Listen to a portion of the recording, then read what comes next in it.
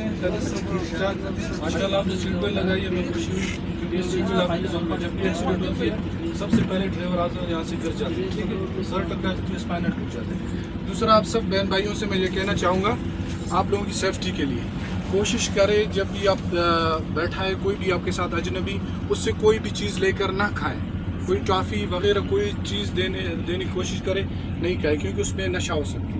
अक्सर हमें जो है ना मुसाफिर हज़रात मिलते हैं बेहोशी की हालत में, पता चलता है कि किसी ने उसको जो है ना कुछ खाने के लिए दिया और वो बेहोश हो गया और उसकी चीज़ें जो है ना निकाल लीजिए उसे, ठीक है। चाहे जितना भी फोर्स करे, आपने किसी से कोई चीज़ नहीं लेना है, किसी पे एतबार नहीं करना है। चाहे वो अपनी चादर आपको दे कि भाई इस पे जो है ना आप सो जाएं या इस पे अपने ऊपर डालें, तो उसमें भी नशा हो सकता है।